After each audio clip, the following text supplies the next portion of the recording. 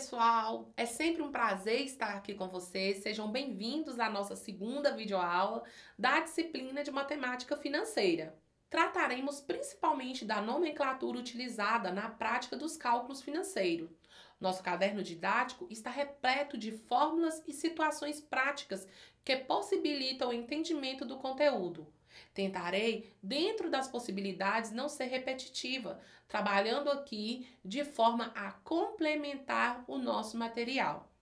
Como dito, abarcando as conceituações que estão ligadas a essa prática. Então, vamos lá? Quando se trabalha com compra e venda de mercadorias, tem-se a possibilidade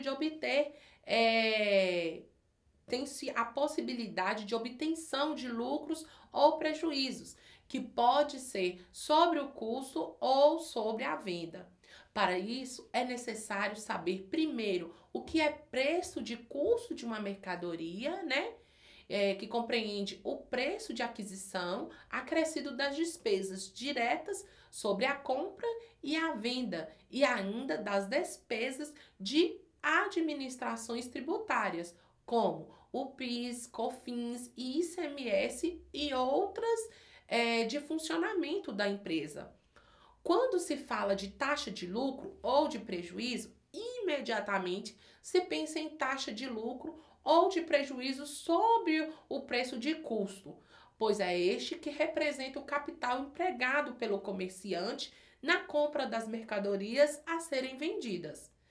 Na prática, entretanto, é mais cômodo ao comerciante calcular a taxa de lucro ou de prejuízo sobre o preço de venda, pois esse preço, presente nas tabelas de uso comercial e também nas etiquetas das mercadorias, é de mais fácil acesso do que o preço de custo. Além disso, o conhecimento da taxa de lucro sobre o preço de venda possibilita a determinação da taxa de lucro, do lucro da taxa.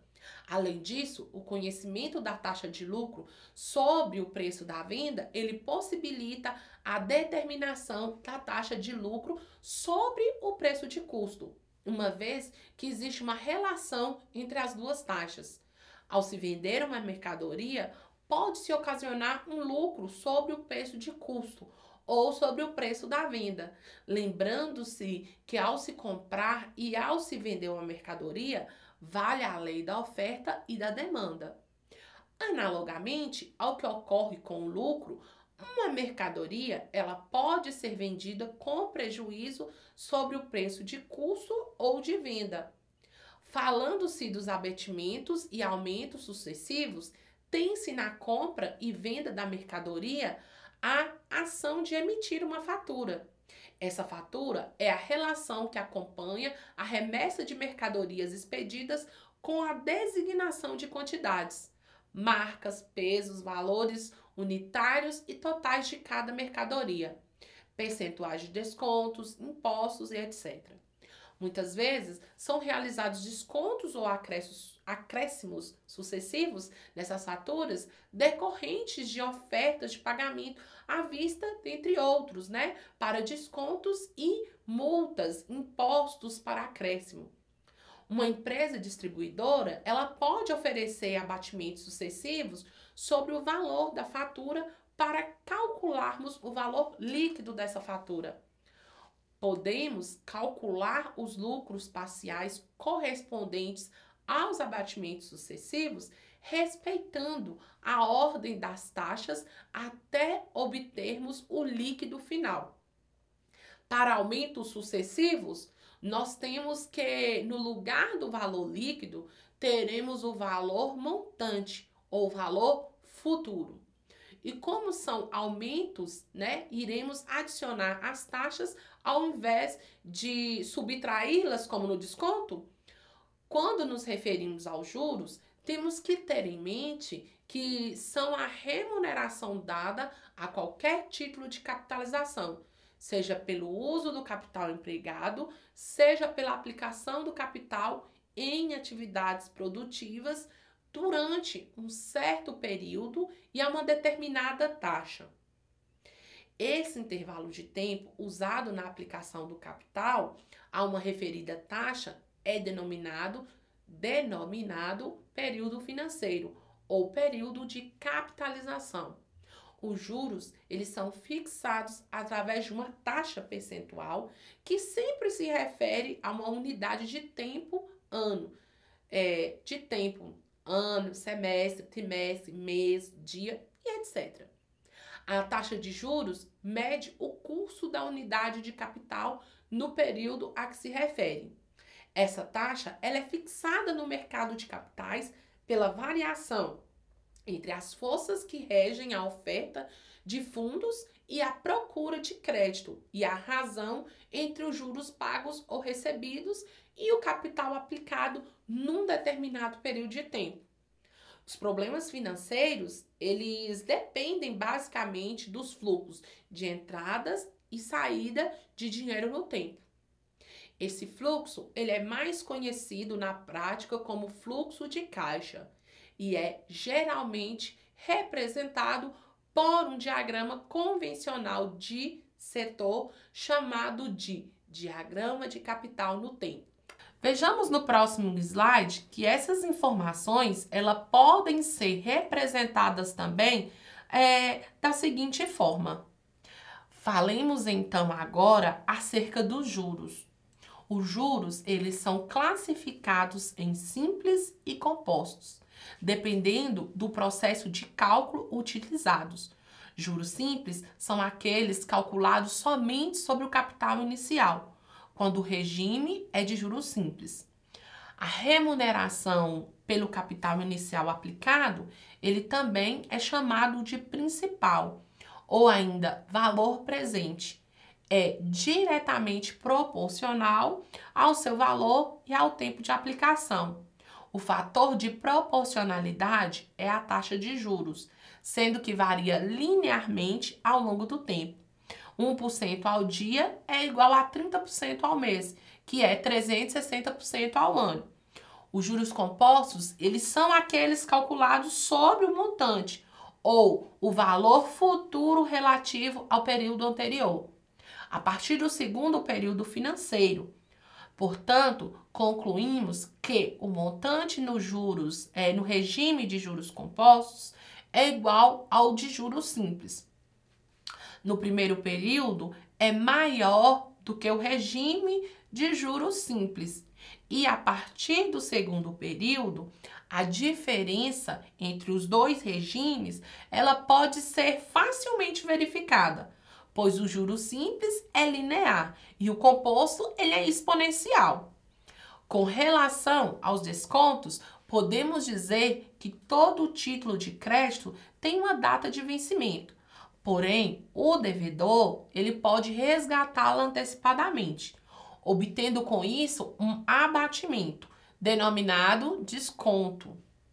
É, portanto, a denominação dada a um abatimento que se faz quando um título de crédito é resgatado antes do seu vencimento. Os títulos de crédito, eles são utilizados em situações financeiras, né? São eles as notas promissórias, as duplicatas e as letras de câmbio. Com relação aos títulos de crédito, ele pode ocorrer que o devedor efetue o pagamento antes da data pré-determinada, ou que o credor necessite do dinheiro antes dessa data, também pré-determinada. Em ambos os casos, há um benefício que, obtido em comum acordo, recebe o nome de desconto. Essas operações são chamadas operações de desconto, e o ato de efetuá-las chama-se descontar um título. Observa-se ainda a data do vencimento, que é o que é fixado no título para o pagamento ou recebimento da aplicação. O valor nominal ou futuro, valor indicado no título a ser pago no dia do vencimento, valor atual ou valor presente, é o líquido pago ou recebido antes do vencimento, prazo que se refere ao número de períodos compreendido entre aquele que se negocia o título e o seu vencimento. Desconto é, portanto, a quantia a ser abatida do valor futuro ou nominal. Isso é a diferença entre o valor futuro e o valor presente. Nós temos também o desconto simples e o desconto composto. No desconto simples, tem-se o racional e o comercial. O desconto racional não é um dia, não é um desconto usado quando se está trabalhando com capitalização. Capitalização simples, tá? Chamamos de desconto racional ou por dentro ao valor obtido pela diferença entre o valor nominal e o valor atual de um compromisso que seja saldado em determinados períodos antes do seu vencimento. Já o desconto comercial, também chamado de desconto bancário, é o mais utilizado, né, o mais usado em capitalizações simples. Chamamos de desconto comercial ou por fora ao valor que se obtém pelo cálculo do juros simples sobre o valor nominal ou valor futuro do compromisso que seja saldado. Determinados períodos antes do vencimento, né, há uma taxa fixada no cálculo de desconto simples. Deve-se considerar o desconto comercial. Temos também um desconto bancário, o qual pode ser entendido como extensão do desconto comercial acrescido de uma taxa administrativa pré-fixada, cobrada sobre o valor nominal ou futuro, além de, na maioria das vezes, cobrar o encargo proveniente do IOF, ou Imposto sobre Operações Financeiras, de responsabilidade do financiamento. Sendo assim, a taxa bancária linear efetivamente cobrada é maior do que a contratada. O desconto composto ou desconto no regime de capitalização composta é como no simples, né? Corresponde à quantidade a ser abatida do valor nominal antes do vencimento. O valor descontado é a diferença entre o valor nominal e o desconto. Utilizamos o desconto composto nas operações de longo prazo, onde o desconto simples ele pode ter resultado sem nexo. O desconto composto ele pode também ser comercial, que praticamente não é usado no Brasil, e nacional, que é o desconto efetivamente praticado no país. Desconto composto racional é o desconto obtido pela diferença entre o valor futuro ou nominal e o valor presente ou atual de um compromisso que seja saldado em determinados períodos antes do vencimento a uma determinada taxa. Com relação às taxas, temos as taxas nominais e nominal efetiva. A taxa real, aparentemente, de inflação é a taxa over, ou a taxa por dia. As taxas nominais, apesar de vermos que o juro só é formado no final de cada período, na prática, vemos com frequência anúncios do tipo assim, 64% ao ano, capitalizados mensalmente. Juros de 425% ao ano, capitalizados bimestralmente. Convencionou-se, então, chamar as taxas nominais, essas taxas com capitalizações diferentes dos períodos anunciados nos juros. Portanto, taxas nominais, elas são aquelas cujo período de capitalização não coincide com aquele que se refere à taxa. Também, por convenção, adotou-se que a taxa por período de capitalização seja proporcional à taxa nominal.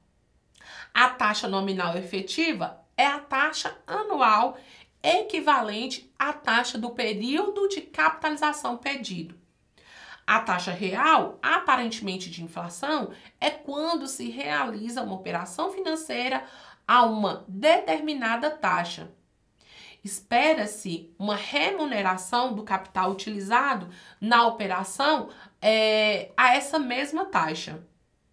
Entretanto, com a desvalorização das unidades monetárias, essa remuneração fica distorcida. O índice de inflação busca medir indiretamente a desvalorização da unidade monetária quando da aquisição de um determinado grupo de bens e serviços em um determinado período. A taxa aparente é aquela que vigora nas operações operações correntes, né? Quando não há inflação. A taxa real é igual à taxa aparente, mas quando a inflação existe, a taxa aparente é reformada pelos componentes da inflação e da taxa real. A poupança é uma taxa de juros aparente, onde se reduz a inflação para se ver o juro real. Se a taxa de inflação for menor do que a taxa de poupança, tem-se juro aparente. Se for maior, tem-se uma perda real. A taxa over, taxa por um dia, refere-se às operações realizadas no open market por prazo mínimo de um dia. O termo open market, no sentido amplo, é qualquer mercado sem local físico determinado e com livre acesso à negociação. No Brasil, entretanto, tal denominação é apenas um conjunto de transações realizadas com títulos de renda fixa, de emissão pública ou privada. A denominação da taxa over é adotada geralmente nas operações financeiras desse mercado. Entretanto, seu valor não é usado, nos cálculos por não representar uma taxa efetiva. A taxa over é uma taxa nominal, pois costuma ser expressa no mês com capitalização diária. A taxa over é uma taxa nominal pois costuma ser expressa ao mês com capitalização diária, porém válida somente para dias úteis, ou seja, sua capitalização ocorre unicamente em dia de funcionamento do mercado financeiro.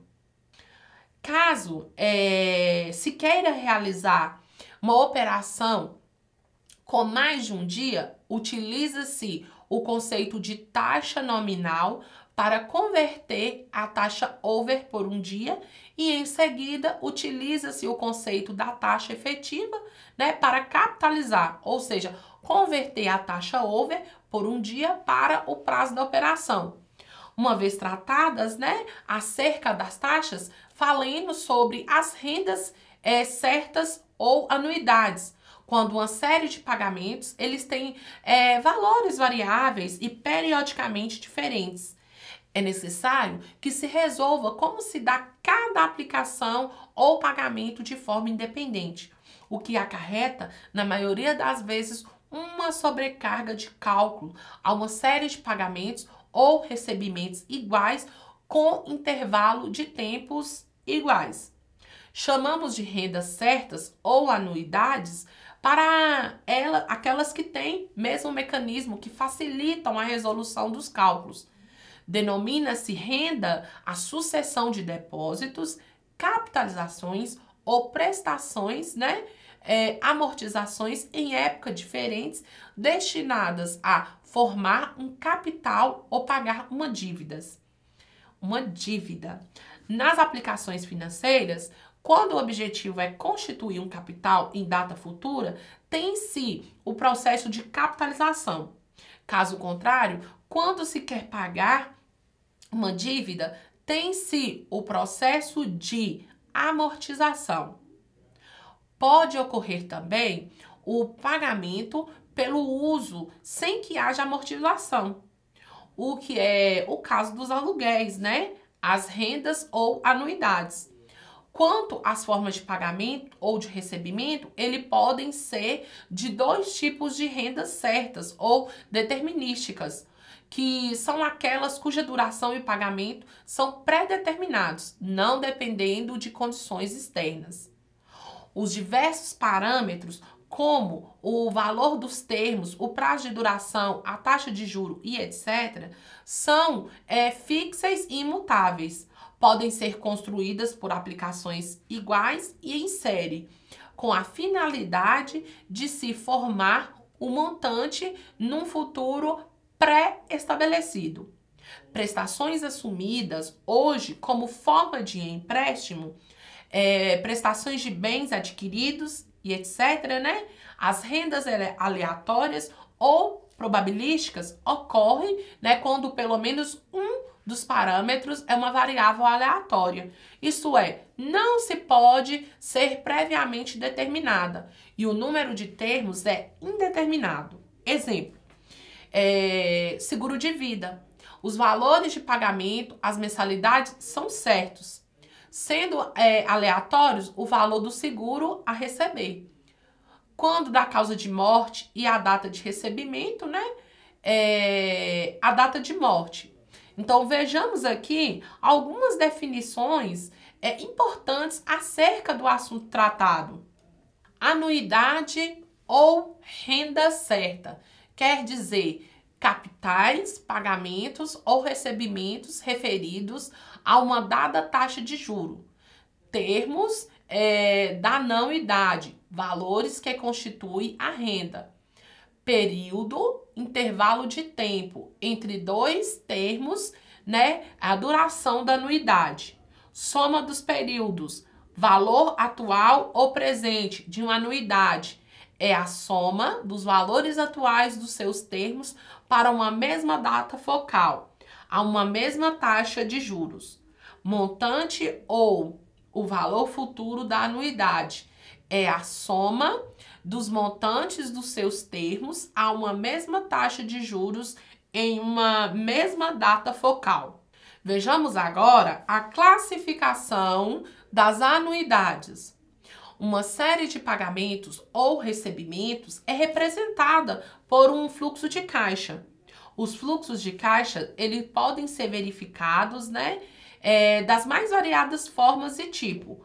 Quando a periodicidade, que são as periódicas e as não periódicas, as periódicas, todos os períodos são iguais. As não periódicas, né, os períodos não são iguais entre si. Quanto ao prazo, ele pode ser temporário. A duração é limitada, 1 ano, 5 anos ou perpétua. A duração é ilimitado. O seguro de vida, por exemplo, quanto ao valor dos termos constantes, todos os termos são iguais ou variáveis. Os termos não são iguais entre si quanto à forma de pagamento ou recebimento, que podem ser imediata quanto os termos são exigíveis a partir do primeiro período, ou de referidas, quando os termos são exigíveis a partir de uma data que não seja a do primeiro período. As anuidades imediatas e diferidas, né, se subdivide em pós-decipadas ou vencidas, onde os termos exigíveis no final do período e as antecipadas, os termos são exigíveis no início dos períodos. Falemos agora rapidamente acerca do sistema de amortização de empréstimo e de financiamento. Segundo as práticas habituais, os empréstimos, eles classificam-se de curto, de médio e de longo prazo. O sistema de amortização são desenvolvidos basicamente para operações de empréstimos e financiamentos de longo prazo, envolvendo desembolso periódicos do principal e encargos financeiros. Os problemas mais importantes do empréstimo de longo prazo dizem a respeito à explicitação do sistema de reembolso adotado e ao cálculo de taxa de juros efetivamente cobrada. Existem várias maneiras de amortizar uma dívida, devendo as condições de cada operação estarem estabelecidas em contrato firmado entre o credor, no caso mutuamente, e o devedor, no caso o mutuário. O sistema de amortização de empréstimos e financiamentos tratam basicamente de forma pela qual o principal e os encargos financeiros são restituídos ao credor do capital. Vejamos, portanto, algumas definições básicas acerca do assunto. Encargos financeiros representam os juros da operação, caracterizando-se como o custo para o devedor e retorno para o credor. A amortização refere-se exclusivamente ao pagamento do principal capital emprestado, né, o qual é efetuado geralmente através de parcelas periódicas, mensais, trimestrais e etc. O saldo devedor representa o valor o valor principal da dívida em determinado momento, após a dedução do valor já pago pelo credor a título de amortização. Prestação é composto do valor da amortização mais os encargos financeiros devidos em determinado período de tempo. Assim, prestação é igual a amortização mais encargos. Carência, né? Muitas operações de empréstimos e financiamento prevê um deferimento na data convencional do início do pagamento. Verifiquem no nosso caderno didático as modalidades de amortização abordadas e amplamente exemplificadas. Façam todos os exercícios e busquem mais exemplos nesta vasta fonte de conhecimento que é a nossa internet. E claro, com toda a cautela. E finalizamos aqui a nossa aula de hoje. Na próxima aula, abordaremos a avaliação econômica de projetos de investimentos. Fiquem bem, bons estudos e até a próxima aula!